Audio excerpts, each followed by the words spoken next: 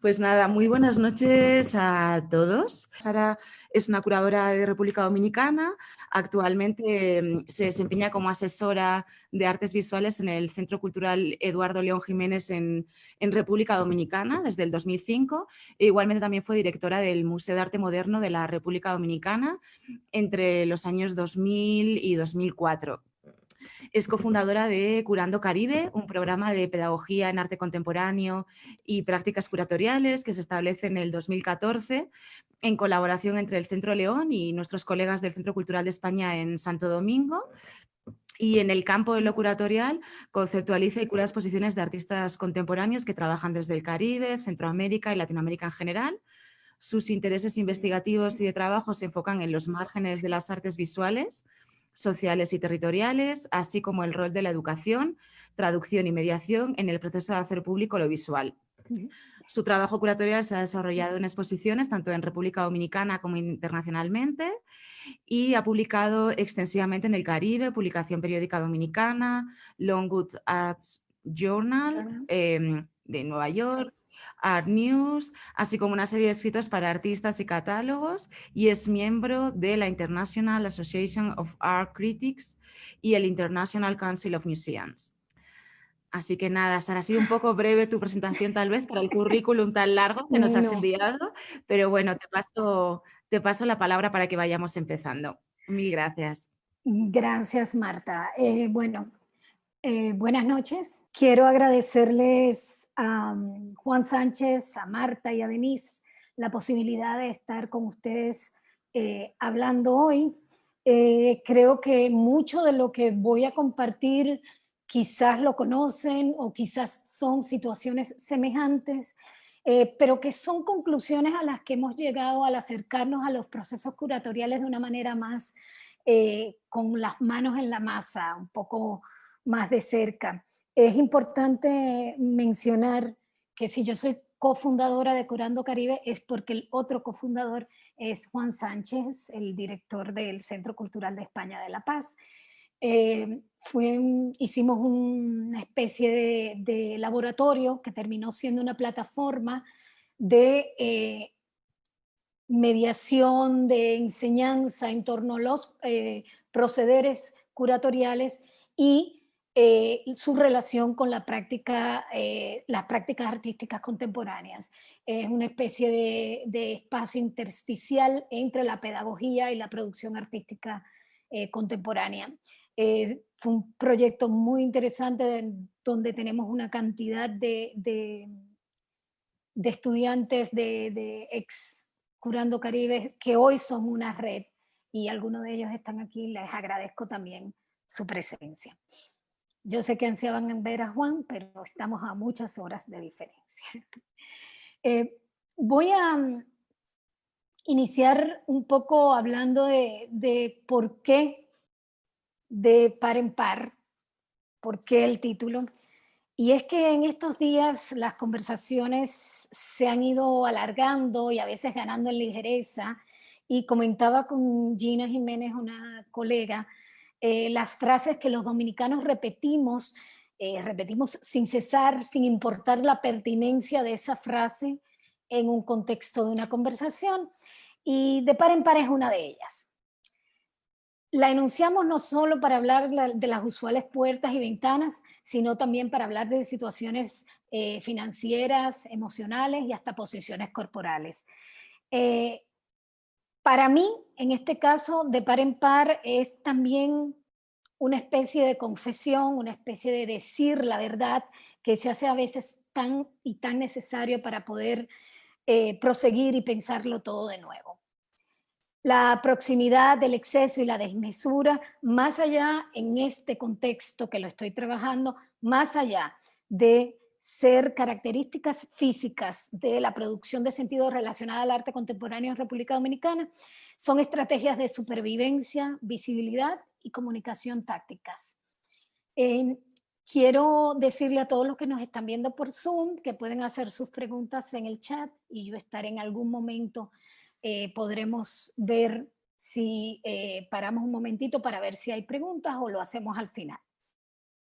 Entonces decía que esta proximidad, el exceso y la desmesura de la que yo hablaba, de la que hablo, más que características físicas que identifican a una producción de sentido relacionada con el arte contemporáneo, son estrategias de supervivencia, visibilidad y comunicación táctica de los artistas en estas circunstancias. Me explico un poquito más, pero para ello tengo que hacer una referencia a cuestiones de carácter histórico que fundamenten ese punto. Nosotros nos enfrentamos en la República Dominicana de hoy con un panorama bastante complejo por múltiples razones que incluyen las que nos afectan a todo el mundo, pero que yo voy a esbozar en 2 puntos. Primero, cabe resaltar que el nuestro es el sistema institucional del arte, quizás con un mayor desarrollo a principios del siglo XX, exceptuando a Cuba, por supuesto, con un sistema institucional del arte ya incipientemente desarrollado a principios del siglo XX y con unas estructuras que estaban afianzadas o construidas a la par de una dictadura monstruosa que terminó afectando estas propias estructuras. Buena parte de nuestra historia del arte y nuestra institucionalidad en el arte va a estar relacionado con esa joven estructura relacionada también a procesos represivos políticos. Entonces, en pocas palabras, los artistas se enfrentan en la actualidad aún un sistema que está afectado por defectos de orden sistémico que se han ido afianzando, agravando con el tiempo. Un sistema educativo disfuncional, con enormes brechas y carencias, un sistema de distribución del arte o de los productos culturales, para ser más general, completamente disonante, o sea, no se corresponde con la realidad que vivimos, instituciones que existen, pero no funcionan, con una falta de conexión con la realidad espantosa y con una falta de conexión con las comunidades a las que deben servir y como consecuencia una pasmosa falta de consumo cultural. Yo creo que en este momento estoy dibujando el panorama de mucho del Caribe y buena parte de Latinoamérica. Ahora, dije que iba a hablar de 2 razones por las cuales se complejiza esto. La primera es esa, que es un sistema institucional del arte que ya viene defectuoso de origen y que todavía sigue manteniendo esa misma estructura. También es complejo porque aún y cuando yo me permito, y permito a mis estudiantes y a mis amigos hablar con potestad de contemporaneidad, vivimos en la más absoluta intertextualidad temporal, en la que se superponen la modernidad que está en los discursos políticos y los discursos publicitarios, donde se equipara la modernidad al progreso, al avance, al desarrollo, y con el feudalismo precapitalista en las relaciones de producción y humanas, más, y si a eso se le suma una extraña contemporaneidad que en cierto caso se ha visto al creer que se han resuelto todas las búsquedas emancipatorias de la modernidad y constatar su imposibilidad nos lleva de nuevo al inicio del juego. O sea, estas incompatibilidades temporales también influyen en las estrategias discursivas de los artistas, provocan nuevos exámenes de la historia escrita y de la historia oral, de la historia contada, revisiones de contextos que habitamos y hasta las palabras que lo definen. En tiempos donde nosotros provocamos necesariamente el distanciamiento, las distancias, me parece pertinente entonces hablar de proximidad, de la cercanía en el espacio o la cercanía en el tiempo, que se puede definir desde los procesos artísticos, de artistas y obras que provocan proximidades temporales y materiales. En este caso, quiero acercarme, esto Los 5 artistas que vamos, de los que voy a hablar hoy, todos tienen una producción a la cual yo he estado cerca,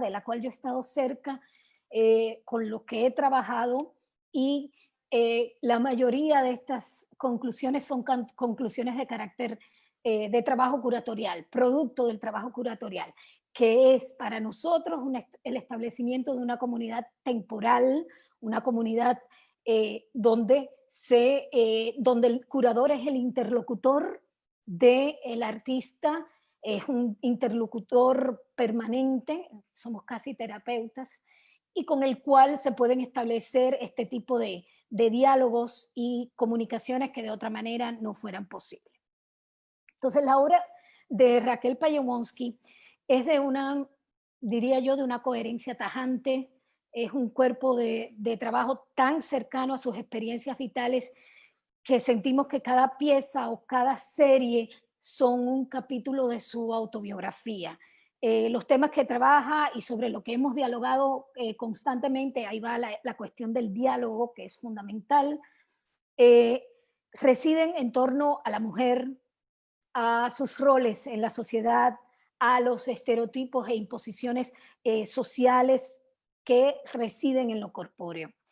Ella plantea claramente, y la voy a citar, la cito: la obra que vengo desarrollando en los últimos años explora la relación entre nuestra esencia y nuestro entorno, el impacto que generan en nosotros las construcciones culturales y los estereotipos, teniendo siempre como referencia nuestros instintos y las partes más primarias de nuestra naturaleza, y cómo ésta se ve afectada en los nuevos contextos cambiantes de la actualidad, y ahora más que nunca. Termino la cita. Esta pieza que estamos viendo acá es una serie que se llama Bestial, así con V labiodental, no es una falta ortográfica. Y les voy a explicar un poquito después de la relación del título con la obra. Es un ejemplo significativo de esta relación que nos propone Raquel. Esto fue un conjunto de obras que ella realizó entre el 98 y el 2000 y fue exhibida en ese lugar que ustedes ven ahí, que es la Capilla de los Remedios, en el 2001. Es un espacio que fue construido con fines sagrados como lugar de oración en 1554 y hoy de vez en cuando tiene usos de carácter expositivo. Eso ejemplifica este interés del artista de hacer visibles cuestiones relacionadas con la mujer, con su cuerpo y cómo éste habita o es habitado por los contextos. Así, las piezas que conforman esto, inflada, las vamos a ver ahora todas, acupunturada, capitalizada, fregada y parida, refieren a esos procesos, actividades, condiciones por las que atraviesa o en su defecto es atravesada la mujer en nuestra sociedad. El vestido como arquetipo del cuerpo femenino también de muchas maneras puntualiza la idea de este como materia transformable y como materia maleable y en el peor de los casos como objeto. Hacen referencia en sus títulos, por ejemplo, esta es capitalizada, donde el vestido está atravesado por muñequitos de tarta de bodas, y habla precisamente sobre esos procesos, esas actividades y esas condiciones por las que atraviesa, y como dije, es atravesada la mujer en nuestra sociedad. Asimismo, parida, donde recurre al objeto del muñeco como precisamente esa visión del cuerpo de la mujer como objeto reproductor. Por otro lado, una pieza del 2007 que se llama Levitando a un solo pie, hace también referencia, aunque en una primera instancia no nos parezca, pero hace una referencia directa al cuerpo de la mujer y a la mujer por excelencia para Raquel, Silvia, su mamá. Silvia es el modelo para el pie que ella repite vaciado en cera de abejas y contenido en una media nylon que se extiende, que se estira desde el techo. la imposibilidad del acto de levitación, al menos en la realidad palpable, y el extremo de dicho impedimento u obstáculo, que es hacerlo en un solo pie, evidencia los grandes retos que enfrentan las mujeres en nuestros y en muchos contextos. El cuerpo, que es, como dije, componente central en la obra de Raquel, es también una estructura modular. Quizás ella no esté de acuerdo conmigo en esto, pero lo discutiremos, pero es una estructura modular con significados específicos con los que reconstruye un tejido de narrativas, digamos. De esta manera, tanto los muros, estamos viendo ahí uno de los muros, aquí lo vemos, los muros como las subsecuentes aplicaciones que hace Raquel del motivo del seno como simbólico de un poder femenino capaz de transformar, de nutrir, digamos, de dar vida, para ponerme un poco cursi, es una constante en su obra. En Muro también hay un vínculo entre la manufactura de los senos, que son hechos bordados a mano, con la domesticidad, que no es domesticación, es más que domesticación, es arraigo y tiene que ver precisamente con la pertenencia. Esa es otra aplicación de la idea de los senos, que es con las beach balls, que son las bolas. Es un juego de lengua con el inglés que pareciera que fueran pelotas de playa y en realidad utilizan el peyorativo con que son usualmente llamadas las mujeres en inglés para darle el nombre que suena parecido a a playa.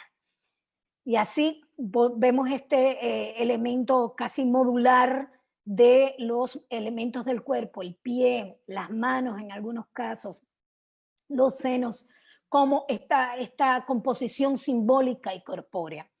Ahora, pocos artistas establecen lazos de cercanía como Angel Leonardo. Yo estimo que las proximidades que relaciono con su trabajo son las que se producen en el campo de lo asociativo, como la proximidad entendida como un elemento asociativo, de cercanía, de asociación. Me voy a explicar refiriéndome a Junot Díaz, que es un escritor dominicano, quien en una presentación de hace bastantes añitos dijo que él es un escritor interesado en las lagunas de la historia.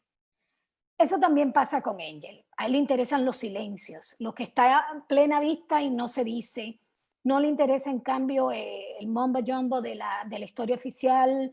De ahí que construya su propia sucesión de eventos y su propia colección simbólica, que dan cierto sentido a ese pasado presente silenciado. De esta manera, él revisa las zonas grises de la cotidianidad, esas que de tan presentes se vuelven invisibles, los espacios voluntariamente desconocidos en nuestro entorno, en nuestra historia. Angel no solamente construye alternativas para ver, sino hasta una cartografía de la isla que está estructurada, de la isla y de la región, podríamos decir, que está estructurada a partir de visualizaciones más que de accidentes geográficos. Con sin título, en esta pieza del 2011, al extraer el hecho de la, digamos, entre comillas, seguridad ciudadana y exponerlo como una unidad independiente, una unidad independiente simbólica y de sentido, nos restringen en la cara las rejas con las que vivimos. O sea, que de tan cerca que están, ya no las vemos. Esta es una ciudad enrejada. Esta es una ciudad, bueno, este es un país enrejado. Eh, la, por otra parte, la pieza Moderno Tropical que realiza en el 2013 con Laura Castro, es, yo creo que es una pieza profética.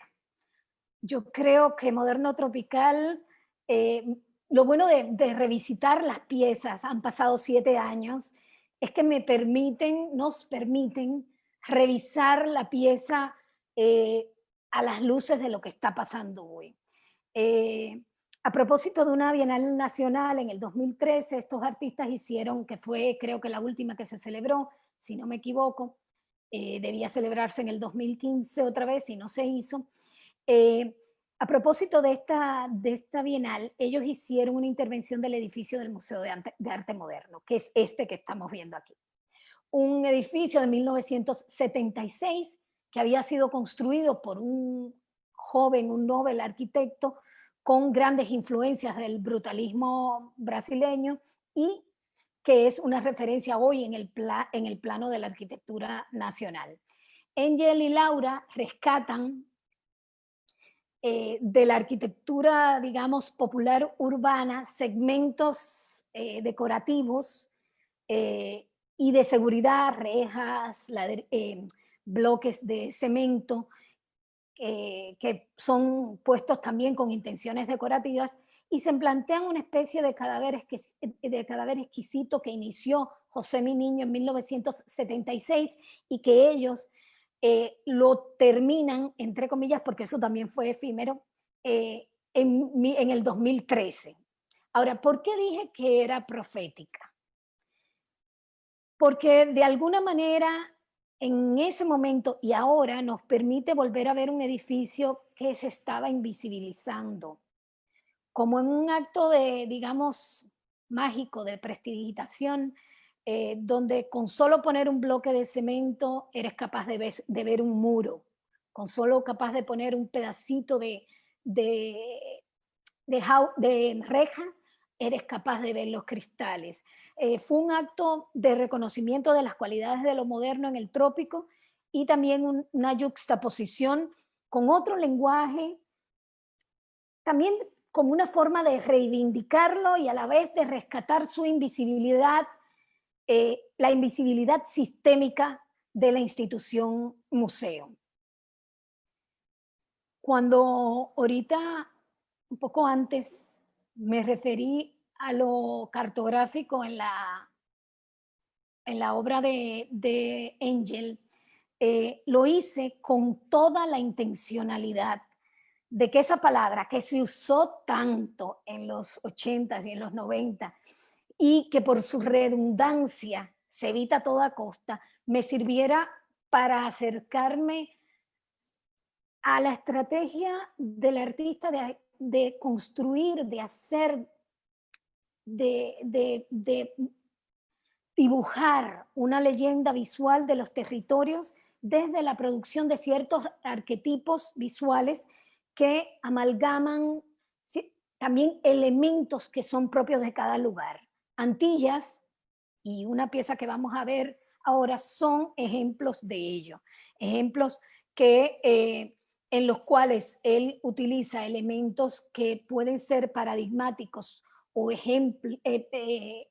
ejemplares de un lugar como las plantas endémicas de las Antillas, como el barro, por también sus tradiciones con las poblaciones aborígenes, y traza una nueva cartografía que va a estar poblada por estos elementos visuales. Es una leyenda diferente, es una forma de leer el mapa diferente. Por ejemplo, cuando habla de Moca, Moca es una ciudad que está localizada en el norte de la isla, entre Santo Domingo y Santiago, más cerca de Santiago, o sea, como a 120 kilómetros de Santo Domingo, la ciudad capital, que se hizo muy reconocida y famosa por la producción de unas muñecas de barro que tuvieron un impacto en el imaginario popular dominicano muy grande. Y él reactiva esos dispositivos visuales, los esquematiza y crea arquetipos que inmediatamente te van a llevar a ese lugar. O sea, hay una serie de trabajos también recientes de Engel que ilustran su interés en hacer cercanos y palpables pedazos de la historia que de otra manera estuvieran enterrados, que de otra manera estuvieran perdidos. Y de ahí es lo asociativo y la proximidad. Por ejemplo, en estas piezas que vamos a ver ahora, él investiga sobre un concurso internacional que se hizo en 1923 para la construcción de un faro a Colón. Eso se decide durante la celebración en Chile de la Quinta Conferencia Internacional Americana. Se decide la construcción de un faro a Colón, a Cristóbal Colón, en el cual iban a colaborar todas las naciones americanas. Iba a tener sede aquí en Santo Domingo por ser el primer lugar donde pisó este señor. En 1931 se celebra, esto es lo que investiga Engel, se celebra un concurso para ver quién va a construir esta estructura. Bueno, ahí participan hasta Frank Lloyd Wright, el gran arquitecto norteamericano. Ahora bien, no importa quién ganó, cuál fue el proyecto que terminó seleccionándose con el extraño honor de honrar la memoria de un colonizador, lo importante es que en sus investigaciones Engel dio con la figura de Flavio Carvalho, arquitecto brasileño fundamental, aunque con muy poca obra construida, pero además excéntrico, muy peculiar, que también participó en ese concurso. Y realiza toda esta serie basada en los elementos extraídos del proyecto de Carvalho. Pisos, como en este caso, que son mosaicos hidráulicos, que remedan las piezas de Carvalho, puertas, azulejos, además de plantas y palmeras que él va a esquematizar. Y para referirme a esta pieza, como alguien habló mejor que yo de ellas, prefiero citar a Afonso Luz, quien dice del proyecto, y lo cito. Engel Leonardo realiza la reconstrucción del diseño más utópico propuesto a la competencia y lo hace para producir una distopia, sondeando en los ecos de estas páginas dibujadas para su condición y proyección inalcanzables, de tal manera que las resonancias se conviertan en espacio y el espacio de la galería tome forma de sitio, como sitio arqueológico, como si una arqueología extraña e imaginaria pudiera restaurar el flujo perdido de las narrativas modernistas de esos años 20. Y cierro la cita. Así reproduce las esquematizaciones que ya había hecho de Carvalho, de palmas, de bejuco, de plantas, y plantea ese rescate de esa figura que creo que es fundamental, esa proximidad por asociación. Ahora, hay quien pudiera decir que la repetición es un exceso, y si vamos a hablar de excesos, quizás tengamos que repetir mucho las cosas. Generalmente se considera así cuando algo se considera realmente excesivo, cuando sale de los parámetros de lo normal, entre comillas, o de lo lícito. Ahora, en este contexto, y me estoy permitiendo esas licencias, entenderé al exceso como una estrategia, como una manera de comunicación táctica. Y es en ese sentido que la obra de Jorge Pineda ha sido clave para la producción de sentido contemporánea dominicana. Jorge se ocupa de temas excesivos en sí mismos. La violencia, la marginalización, los estereotipos, las penurias de los sujetos migrantes, en fin, todo lo que sea injusticia y desigualdad. Jorge alude la violencia infantil con proyectos multidisciplinares, reflexiona críticamente sobre la construcción de ficciones y la construcción también de espacios de poder. Desarrolla una obra abiertamente feminista y cuestionadora de los nacionalismos, plantea desde figuras arquetípicas también que él propio crea el horror de la marginalidad, del asalto sexual, los objetos del deseo contemporáneo y hasta las desigualdades e ironías del sistema del arte contemporáneo. Su práctica ha estado llena de propuestas que están quizás en la frontera entre el activismo social y político y la producción de arte contemporáneo. Así, comienzo con una serie de piezas que hablan de esta relación como Muñeca Tatuada, que es una pieza del 2001, donde este objeto plástico, que se entiende lúdico, está intervenido por un tatuador real, por un tatuador profesional, con toda una serie de piropos de supuestamente agasajos verbales que le hacen a las jóvenes en la calle.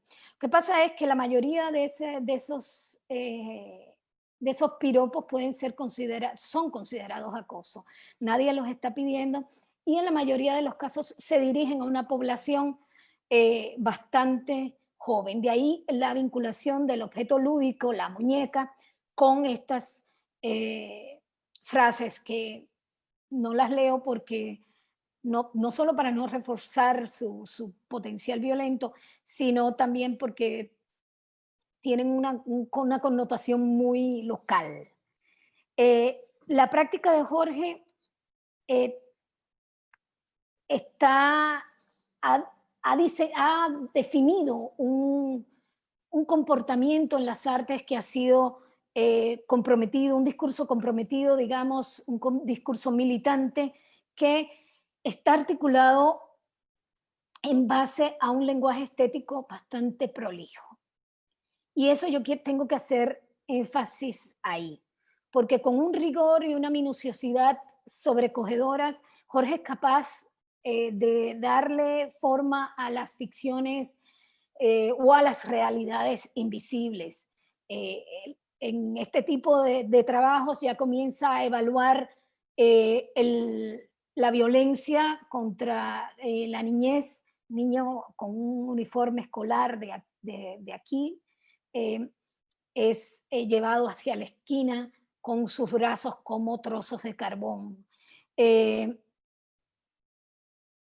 Igual que en la serie Afro, hay un error en la ficha,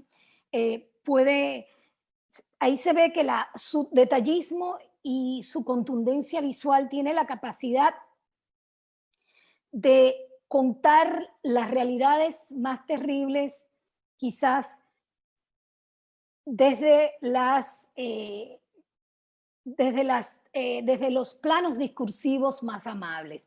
Es decir, planteándolo desde mi percepción y viendo esta serie sobre todo de Afro, donde la negación de la negritud y su peor aliado para los estereotipos, que es la juventud, él utiliza un relato aparentemente amable para narrativas espeluznantes y es lo que nos permite tener piezas que son instrumentos de cuestionamiento y reflexión.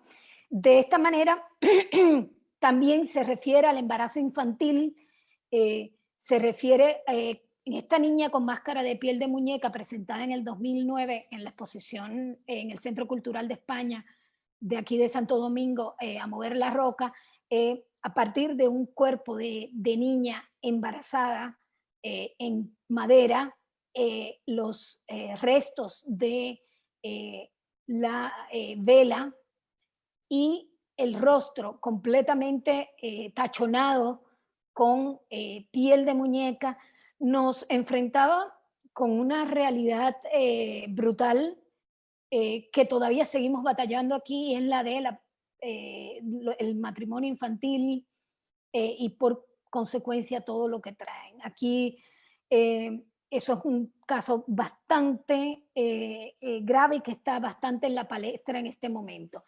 De la misma manera, Jorge es capaz de plantear propuestas que residan en en la reflexión crítica de la realidad que vivimos. Esta pieza tiene un nombre en inglés que es un poco soez, pero lo voy a decir porque I'm so fucking happy, estoy jodidamente feliz, y realmente a lo que refiere este jardín zen de confeti, eso que usan en fiestas, de papel, está hecho con todas las características de un jardín zen, hasta con los rastrillos y todo lo necesario, con sus piedras para la meditación, pero contrapone la banalidad del confeti con el acto de la propia meditación. Y nos enrostra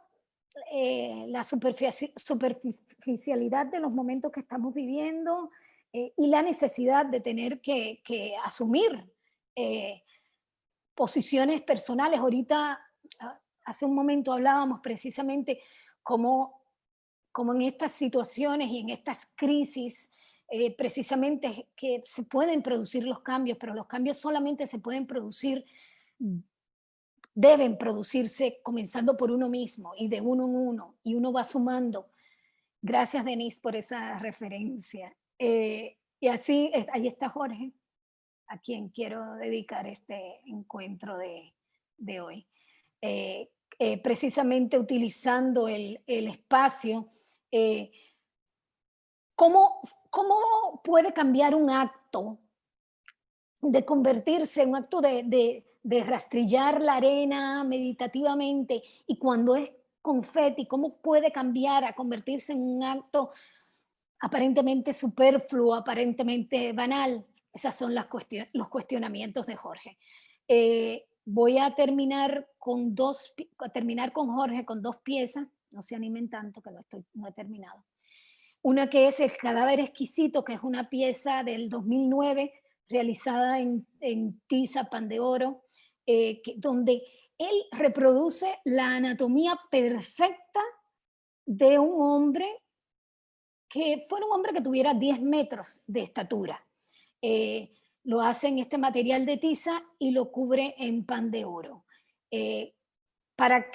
Era una pieza de interacción, y para que los públicos pudieran interactuar en las paredes de pizarra, había que romper los huesos o al menos separarlos del cuerpo.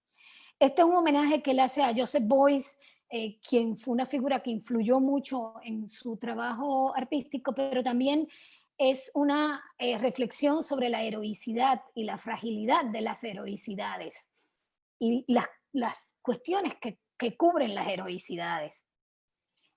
Habla de la institución del arte internacional, sus trampas. Esta es la trampa del Guggenheim, donde aparece esta reproducción del famoso edificio del Guggenheim de Nueva York de Frank Lloyd Wright, como una trampa en la cual uno podría caer si se deja llevar por el dorado del centro.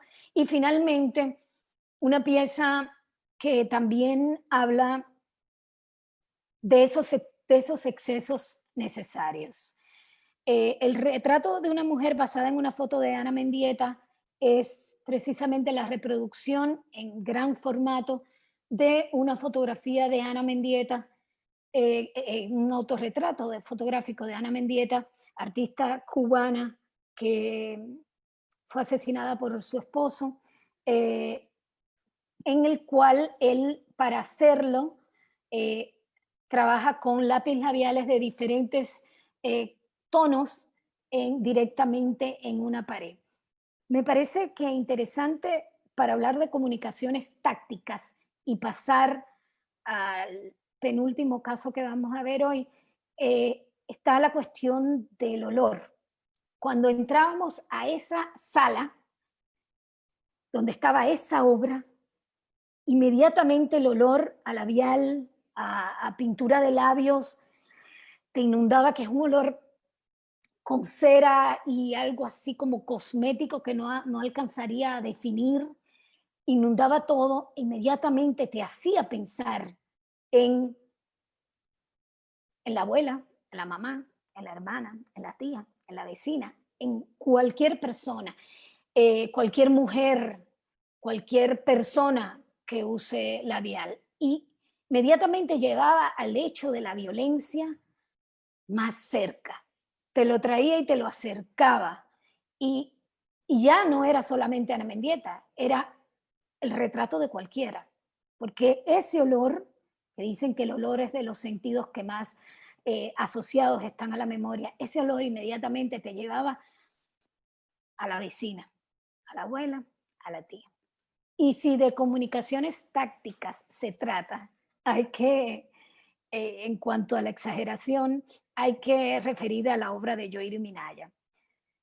Su punto de partida es siempre la reflexión crítica sobre los procesos coloniales, sobre el patriarcado como modelo de funcionamiento de las sociedades y los procesos de traducción histórica. Y esto es muy interesante. Eh, es interesante también ver cómo ella circula en su producción de un medio a otro de manera muy natural, pero siempre hay un componente performático en esta producción artística. Voy a comenzar con esta serie que se llama Vinólogos.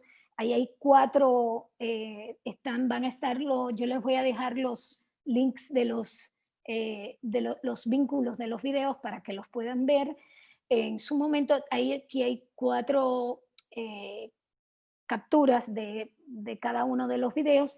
Es una serie de videos cortos que tienen lugar en ambientes domésticos simples y que muestran, como ven, una serie de gestos, de actividades ejecutados por un hombre, una mujer o ambos, y exploran posiciones de poder en relación a los roles de género y también cómo estas situaciones que son inusuales, son situaciones que ella provoca, que son inusuales y hasta exageradas, para usar el término, se personifican, se revierten, se invierten los roles y nos permiten reflexionar críticamente sobre esos roles y cuestionarlos acá y decir, bueno, pueden existir otras lógicas de ver ese cuerpo, de funcionar en ese cuerpo.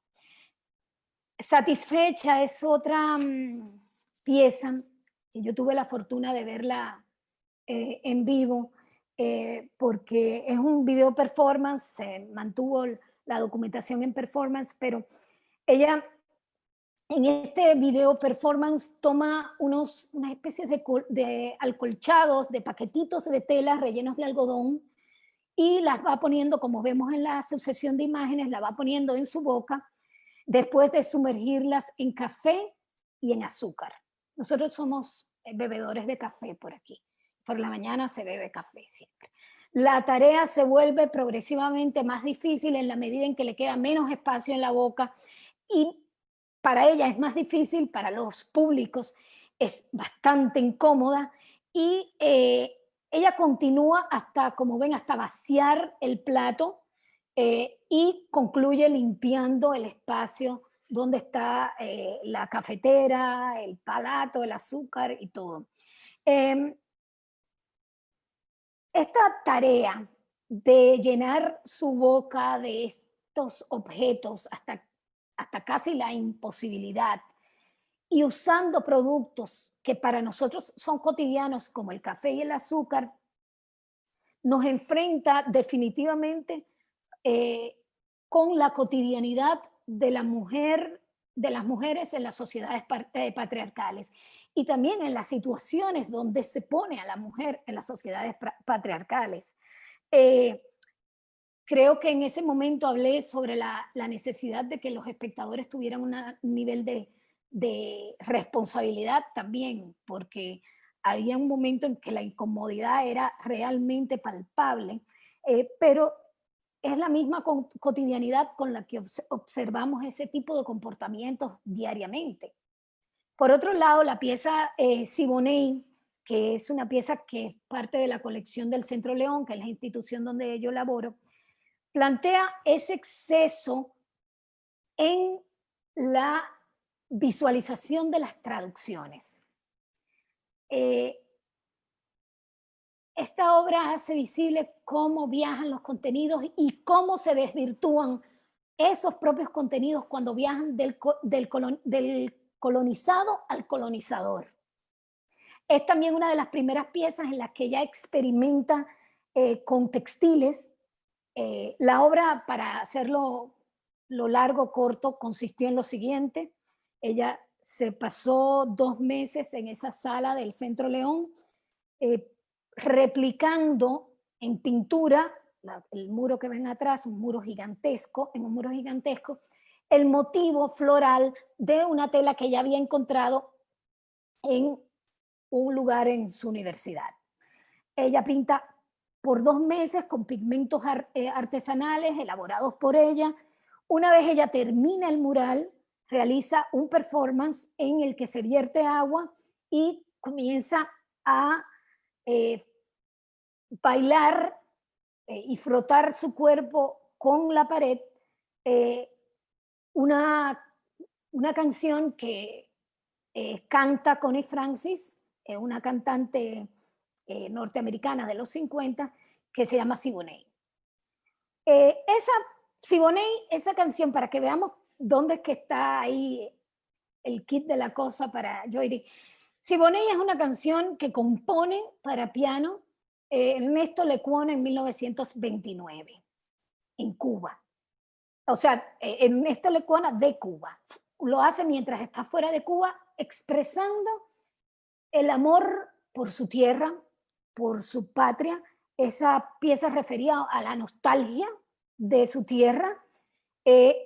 Ahora, en los años 50, artistas como Nat King Cole y también Connie Francis graban una versión dramatizada, sexualizada y completamente incongruente con la versión original. O sea, ya ahí comienza, porque decía Siboney, yo te quiero, yo me muero por volver, y ya deja de ser ese Siboney, yo te quiero, yo me muero por volver a esa tierra cubana, comienza a ser Siboney como si fuera un hombre o una mujer.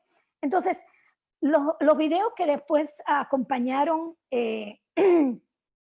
y documentaron la pieza contenían no solamente el performance de la acción, sino también en reflexiones de la propia artista con también las experiencias que ha tenido vitalmente en cuanto a su condición de mujer negra y también con algunas reflexiones de Ana Mendieta que establecen obviamente una relación entre lo colonial y lo patriarcal, pero como ustedes ven ahí, desde la mirada precisamente de Joyri.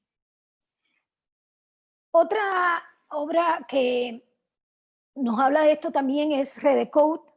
Redecode se llama Redecode, un tema tropical, es una excelente manera de crear un ambiente fresco, tranquilo y relajante.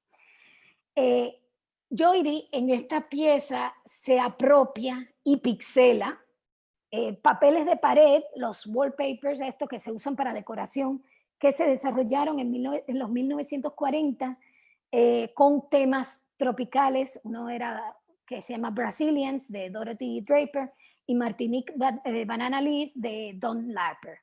Ella lo utiliza estos papeles de decoración que romantizan el paisaje tropical, que son populares en un mismo momento donde se están ejecutando las quizás más consecutivas intervenciones norteamericanas a territorios latinoamericanos.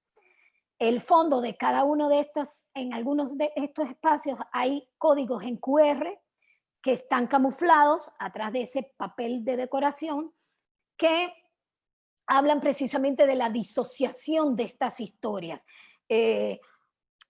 desde ideas sobre hombres blancos con uniformes de camuflaje de la Armada Norteamericana, un texto de Wikipedia que la relaciona a la República Bananera como un término político, un texto del libro Colonizing Nature o sitios web de moda, en los que se hablan de cómo usar estampados tropicales, cómo el usar estampados tropicales refrescan los espacios de vida, sí, algo así como esto, una manera de crear un ambiente fresco y tranquilo. Obviamente con una profunda ironía, está evaluando eso y también está evaluando la incidencia de las redes, de los sitios de internet, en la construcción de un imaginario, como en Dominican Women Google Search, que es la búsqueda de mujeres dominicanas en Google, que presenta imágenes recortadas de partes del cuerpo o de cuerpos enteros, con que el otro lado tienen telas tropicales, estampadas tropicales, y esas imágenes provienen de la búsqueda en Google de mujer dominicana, Dominican Women. Y lo que sale son representaciones exóticas, sensuales, muy a tono con las fantasías de los otros. Imágenes también que son bastante comprometedoras, aunque son altamente accesibles. En la mayoría de los casos se encuentra en línea en baja resolución y ellas, al ponerlas más grandes, al ponerlas en tamaño real, se pixelan.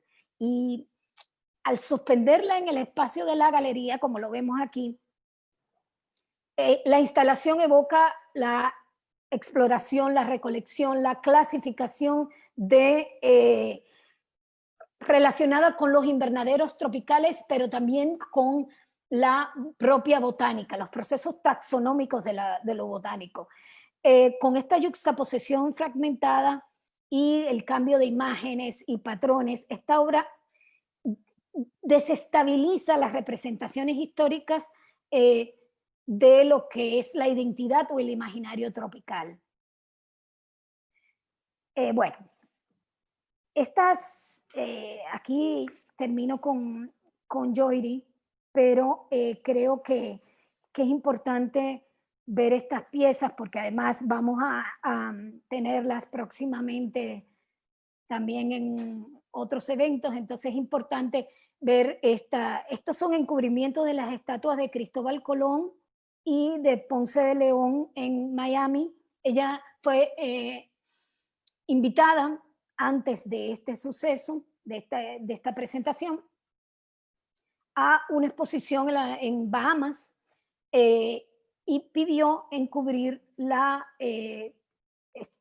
estatua de Colón que estaba fuera de la casa del gobernador. Le dijeron que no, porque ellos no estaban todavía preparados para esa conversación. Es interesante que eso suceda y años después comience también a pasar todo lo de la idea de un poco de la antimonumentalidad, o sea, ¿qué estamos celebrando? Entonces ella utiliza los estampados de estas telas que crea ella misma como medio crítico. Entonces establecen una conexión entre la comercialización o la mediatización de la flora tropical y el legado de la colonización. Ella evidencia cómo estas telas con estampados tropicales son de alguna manera proyecciones sin profundidad, con grandes, omisiones históricas que promueve los sistemas colonialistas. Estos diseños que cubren estas imágenes, que son aparentemente inofensivos, realmente son planteamientos muy poderosos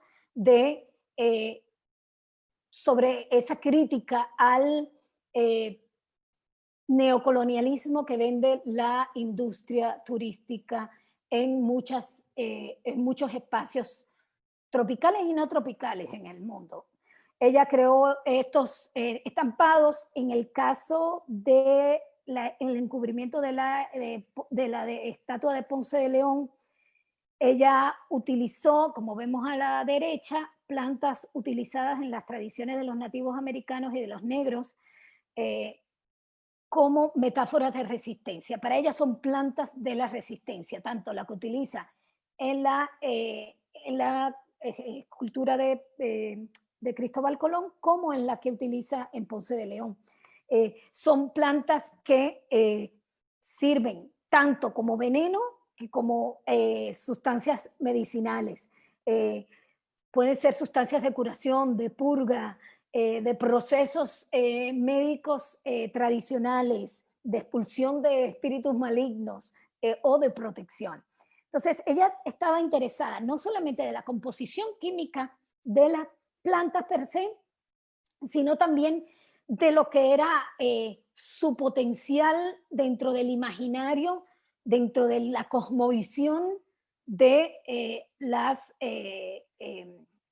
comunidades o aborígenes o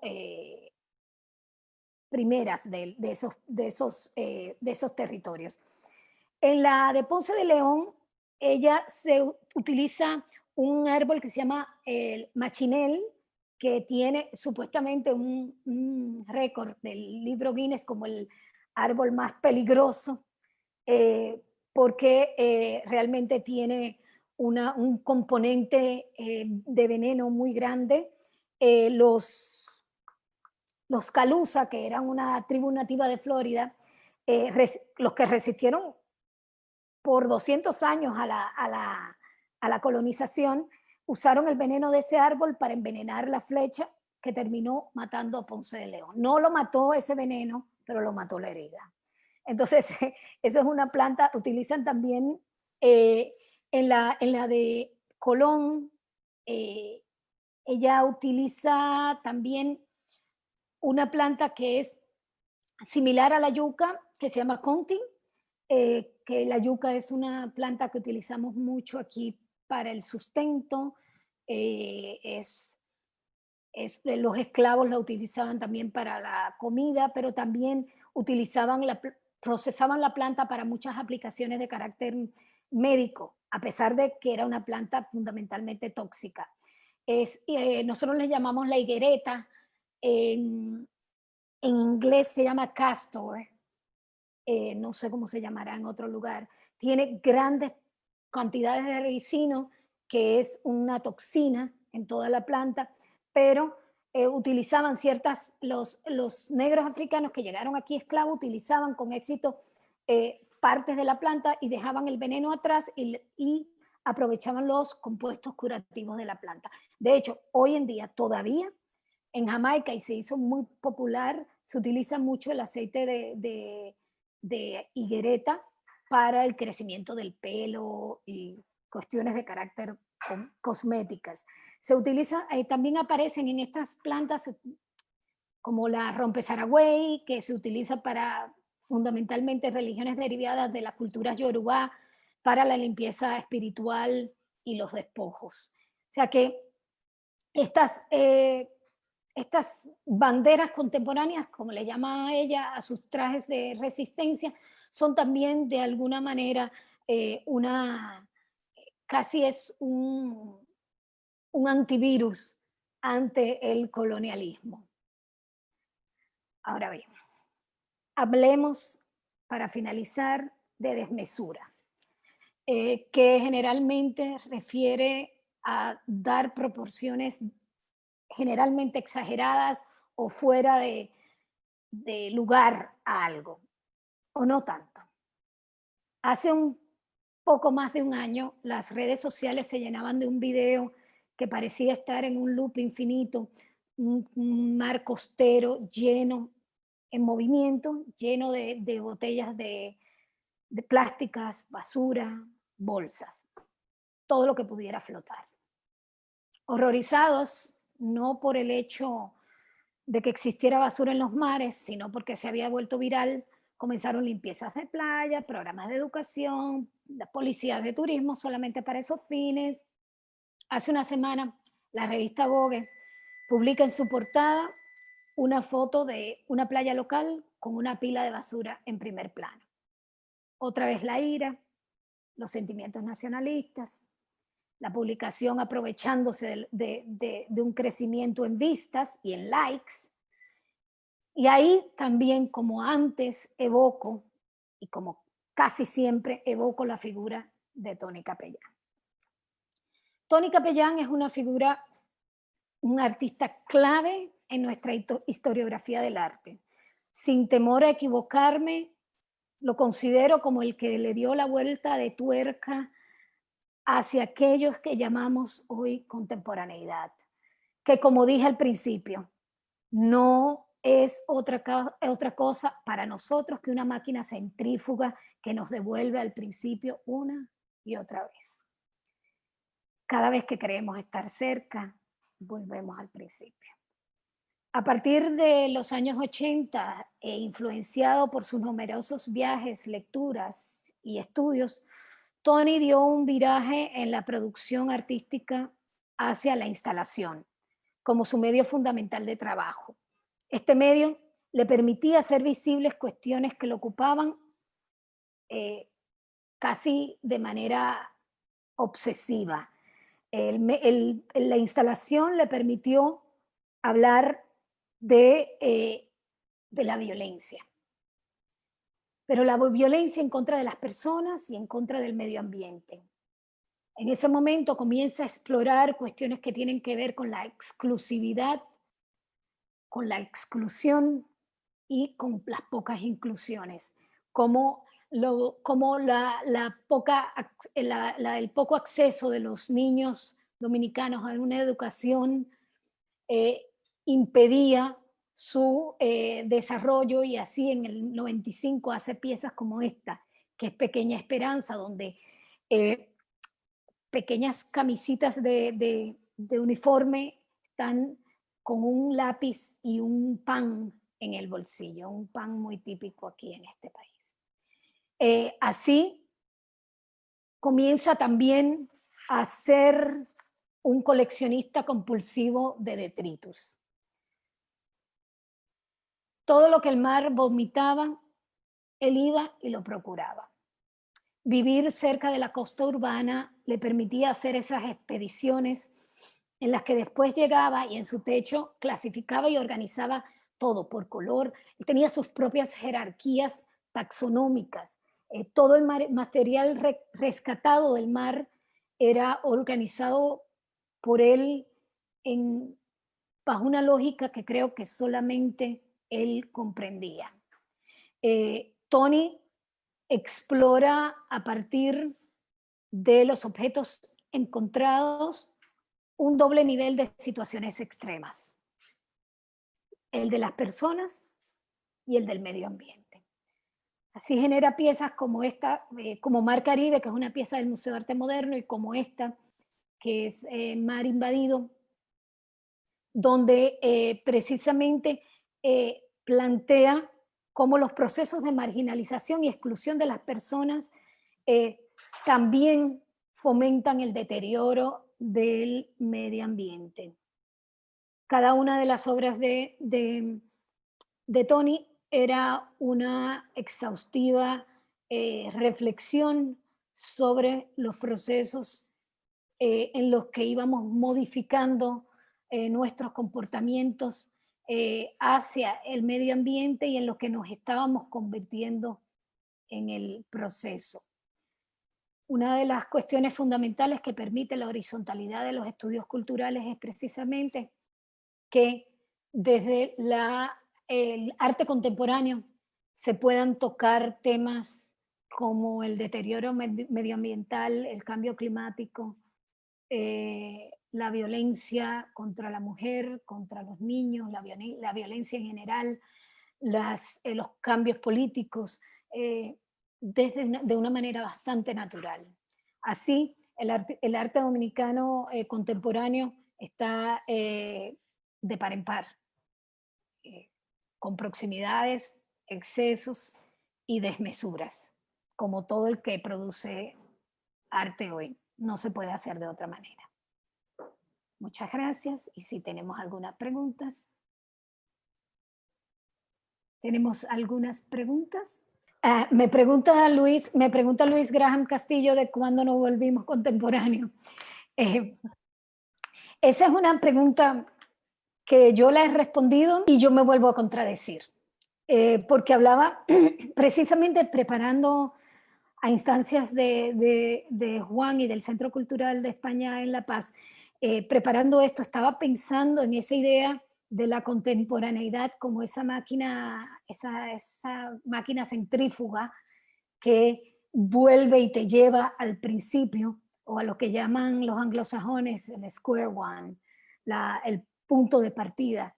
Como yo creo que esa ambición de llegar es infructuosa completamente. Y sí creo que lo que ha habido son ciertos giros icónicos, creo que se dan también de igual manera en buena parte del Caribe. Se dan giros icónicos que van a estar dados precisamente por las cercanías, por los diálogos, por el cambio que da el mundo, que obviamente tienen que tener como respuestas cambios en la producción cultural. O sea, no podemos pretender que el mundo tenga 6 veces más su población, haya un uso grave del medio ambiente, haya un deterioro del medio ambiente, haya un cambio climático, haya un uso cada vez más desmedido de la tecnología y el arte se quede en el siglo XVI. Entonces, yo lo que creo es que más que entrar a una contemporaneidad, entramos a esa máquina centrífuga donde estamos siempre yendo y viniendo. Yo creo que como va a estar en Facebook, va a estar ahí puesta, lo van a poder ver y pueden hacer otras preguntas por ahí que supongo que las podré también responder por esa vía porque hay que seguir el Centro Cultural de España en La Paz.